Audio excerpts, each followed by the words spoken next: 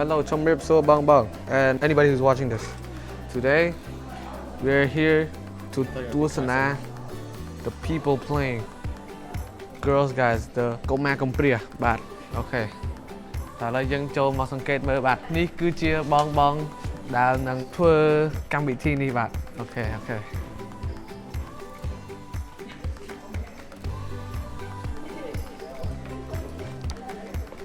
នេះបាទយើងអាចទទួលសនាបាន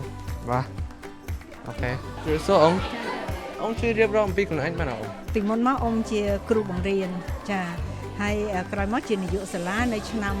2008ហ្នឹងខាងអង្គការហ្នឹងគេស្នើសុំអ៊ំមកជួយការងារនៅមណ្ឌលនេះអញ្ចឹងអ៊ំធ្វើការតាំងពី2008រហូតដល់ឥឡូវនេះ2025វារយៈពេល17ឆ្នាំតើអង្គការនេះបានបង្កើតឡើងនៅឆ្នាំណាហើយមានគោលបំណងអ្វីខ្លះអង្គការហ្នឹងបើកំណើតដែលអង្គការចូលមកឈរជើងនៅកម្ពុជាហ្នឹងប្រហែលជាខ្ទង់ឆ្នាំ2003ប៉ុន្តែដំណើរការរបស់អង្គការហ្នឹងគឺគាត់សាងសង់សាលារៀនទេហើយដោយសារការសាងសង់សាលារៀនហើយយើងនៅតែមានក្មេងអត់បានរៀន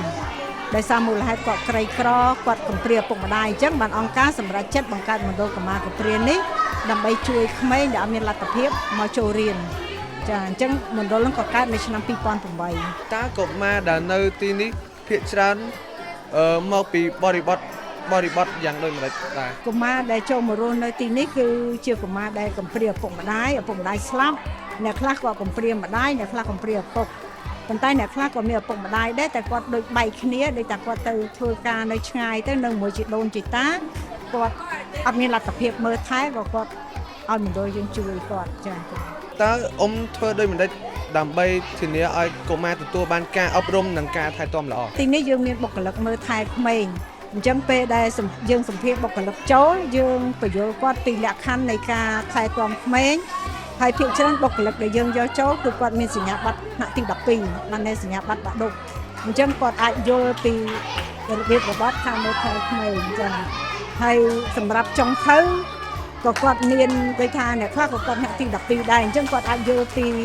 អាហារណាដែលផ្ដល់សុខភាពដល់ក្មេងអាហារណាដែលធ្វើឲ្យក្មេងញ៉ាំទៅមានការលូតលាស់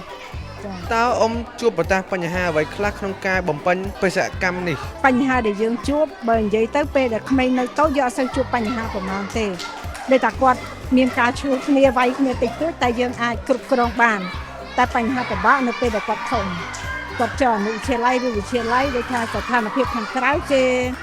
មានរបៀបថាគេហឺហាគេមានម៉ូតូគេមានសម្ភារៈអីប្រើប្រាស់គាត់មានអារម្មណ៍គាត់មានការប្រៀបធៀបអញ្ចឹងយើងត្រូវតែទាញអារម្មណ៍គាត់ឲ្យគាត់គិតពីអតីតកាលគាត់ជាក្មេងបែបណាហើយរស់នៅទីនេះដើម្បីអ្វីដើម្បីទាញអារម្មណ៍គាត់កុំឲ្យគាត់តូតុនទៅរកបរិបទសង្គមដូចថាមានការសម្ភារៈនិយមចាហ្នឹងវាមានការលំបាកបែបហ្នឹងចាបាទអរគុណអ៊ំបាទ